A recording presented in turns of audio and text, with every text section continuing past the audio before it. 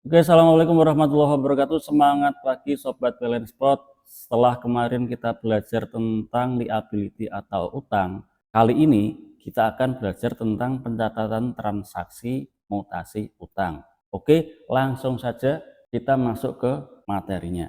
Kita sudah tahu transaksi itu banyak sekali, tapi hanya ada beberapa transaksi yang mempengaruhi utang. Yang pertama adalah pembelian kredit, yang kedua ada retur pembelian, dan yang ketiga adalah pelunasan utang. Ada beberapa hal yang menyebabkan utang itu bertambah, ada juga yang menyebabkan utang itu bisa berkurang. Pengaruhnya di mana sih?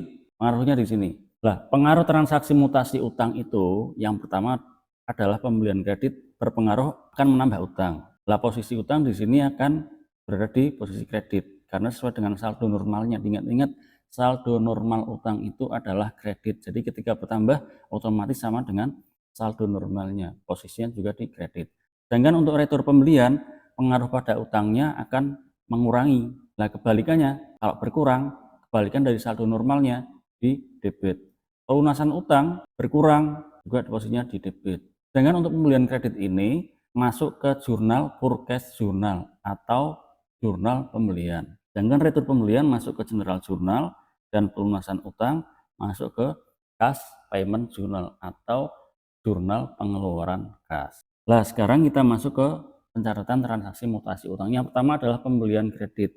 Pembelian kredit ini jurnalnya pembelian debit, PPN masukan debit, dan utang dagang kredit. Ya, jadi pembeliannya bertambah, PPN masukannya juga bertambah. Utang dagangnya juga bertambah.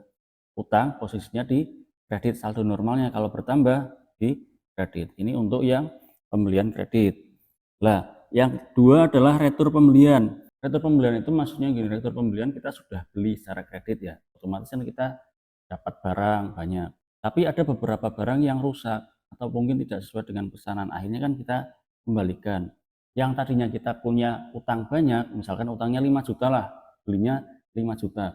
Lah, misalkan ada yang dikembalikan rusak, otomatis dari pengembalian itu otomatis utang kita kan juga berkurang, di samping barangnya juga berkurang karena kita kembalikan, mungkin tidak sesuai pesanan, mungkin juga rusak, itu kan dikembalikan, otomatis utangnya mengalami pengurangan. Makanya di sini untuk retur pembelian utang dagangnya berkurang jadi di posisi debit. Itu untuk retur pembelian. Ya sebenarnya hampir sama dengan pembelian kredit sih ya. Cuma ini dibalik aja, yang tadinya debit, ini debit taruh di kredit. Tadinya kredit taruh di debit. Cuma yang pembelian ditambahi kata-kata retur. Nah, berikutnya adalah pelunasan utang. Nah, pelunasan utang maksudnya kita kan bayar uang, ya. Otomatis uang kita berkurang, jadinya kasnya di kredit. Sedangkan utangnya juga sudah kita bayar, otomatis utangnya kan berkurang juga. Jadi pindah ke debit. Posisinya di debit. Misalkan ada potongan dari utang itu. Lah, masuk akun potongan pembelian di sini. Otomatis kan bayarnya tidak sama dengan utangnya. Jadinya kasnya bayarnya lebih kecil karena ada potongan pembelian. Makanya potongan pembelian posisinya di kredit.